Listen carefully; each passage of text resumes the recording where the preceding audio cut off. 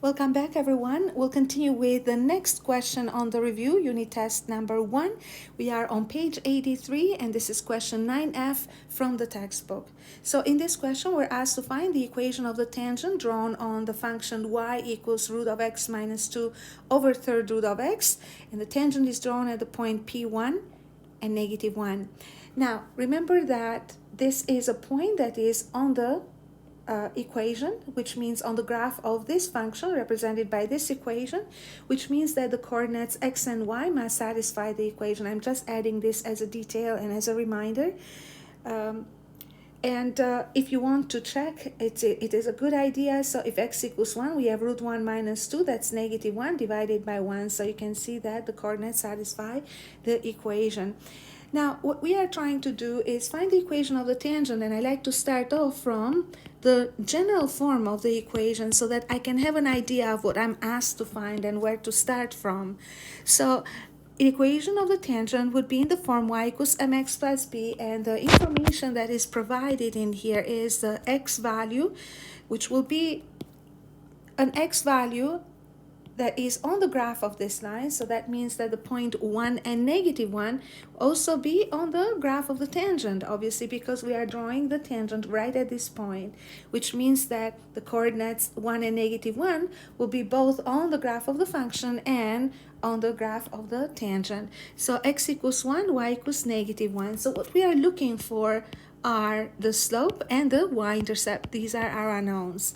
So we're going to start off with the slope, and we know that the slope would be equal to, slope of the tangent, would be equal to the derivative of this function, so dy dx. If you look at the equation of this function, you notice that we have a fraction in here, so it's a rational function that includes radicals. And at this point in time, we haven't learned the quotient rule, so we haven't learned any rules to help us differentiate fast this expression. So what we're going to do is we're going to have to use the only rule we know, which is the power rule. Now remember that the power rule helps us differentiate x to the power of n, and the derivative of x to the power of n is n times x to the power of n minus 1. We keep repeating this in every example because that's the only formula we know at this point in the first unit. So anyway, so we are down to finding the derivative, but because the function is in rational form, we will need to convert every term into power form. And this is possible in here thanks to the fact that we are dividing the numerator by a monomial. So when this is the case, it is easy to convert a function from a rational to simply like power form. So we will rewrite the root of x divided by the third root of x, and then minus 2 over the third root of x. So the steps that I'm going to show, I'm going to show one change or one transformation in every step, but they are interchangeable in terms of the order. So the next thing that I'm going to do is write the radicals as power, so x to the power 1 over 2. And obviously we can do this in one step, we can combine them. And again, I'm repeating myself, but the idea is that we want to write the steps like one at a time here to be sure that we're not losing connection with what we're doing. So here we can divide these two exponential numbers because the bases are the same. So we have x to the power of 1 over 2 minus 1 over 3. And the other term will be 2x. We're going to bring x to the power 1 over 3 up, and that will change the sign to a negative. So we'll take one more step to write the equation in the most simplified form before we start differentiating. So remember that 1 over 2 minus 1 over 3, you got to multiply here by 3 over 3, so that will be 3 over 6. And negative 1 over 3 will be equal to 2 over 6. So 3 over 6 minus 2 over 6 would be equal to 1 over 6. And then minus 2x to the power negative 1 over 3. Now let's take a look at the slope of the tangent, which would be equal to the value of the derivative. So we're going to say d dx of function y measured exactly at x equals, so let's take a look at where we're drawing the tangent line, at x equals 1. So remember, this is the x value, right? That's the one that we are going to use. Now, Sometimes I find it more useful to write this or to remind myself of evaluating at the very end because it confuses people. They substitute right away. Remember, the substitution has to happen at the very end. So here we go. We are differentiating x to the power of 1 over 6, and we are simply using the power rule. Remember the power rule in here, right? It's very easy to apply. We've done it so many times.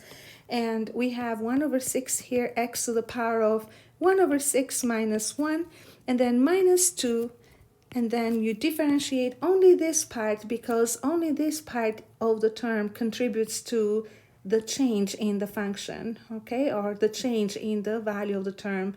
So then we have negative 1 over 3, and then we have x to the power negative 1 over 3 minus 1. So here we go again. Let's simplify. We have 1 over 6. X will be to the power of, and again, you can use the calculator. Number 1 is simply 6 over 6 here, so that you can combine them. So that's negative 5 over 6. And then minus and minus will make a plus. So these two minuses will make a plus. So that's a 2 over 3. And then x will be to the power of, you see that you have negative 1 over 3, and negative 1 is 3 over 3, so that's negative 4 over 3. So we are trying to find the value of the derivative, and at this point in time we have actually simplified, and I noticed that the value of x is 1, and I know that 1 to any power would equal 1. So I may choose to actually convert this to positive powers because it's easier to evaluate positive powers. But because I know that x equals 1, I would just leave it as is. So this would be equal to 1 over 6, 1 to the power of negative 5 over 6, plus 2 over 3, and then 1 to the power of negative 4 over 3, which is basically 1 over 6 plus 2 over 3. And 1 over 6 plus 2 over 3 is equal to, remember that we simply need to make the denominators equal to 6 in here. And that means we have 1 plus 4 over 6. And that would be equal to 5 over 6. So that would be the slope of the tangent. And once we have the slope of the tangent, we can proceed with finding the equation of the line. So we are going back to our equation and say that we have great news now. We have the slope, which is 5 over 6. Let's double check. Yeah, it is positive 5 over 6. And that means that we are left to find only the coefficient b.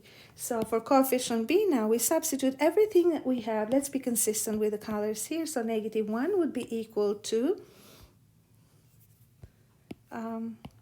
5 over 6, that's the slope, multiplied by positive 1, and then we have the y-intercept, which is b. So here we go, again we have negative 1 minus 5 over 6, so we'll bring 5 over 6 to the other side, equals b, and again we have negative 1 over 1, or should we say negative 6 over 6 minus 5 over 6 equals b, which makes b equal to negative 11 over 6. Oops. All right. So now that we have the b value, we'll rewrite the equation and say that the equation is y equals 5 over 6 x minus 11 over 6. This would be the slope and y-intercept form. And normally we want to write the equation in standard form. So I'm going to write a note in here. This is slope y-intercept. And the next thing that I want to do to convert to a standard form is eliminate the 6, which means I have to multiply by 6 every term. As you can see, when you multiply by 6 in here, these denominators will simplify, and we'll have 6y equals 5x minus 11. So we'll write this down. And we want all the terms to one side, so we're going to bring 6y to the other side, so minus 6y minus 11. So this would be the standard form, which we obviously can write it with all the terms to the left side is the same thing. And that would be the standard form of the equation of the tangent. All right, so I hope this made sense, and thank you for watching.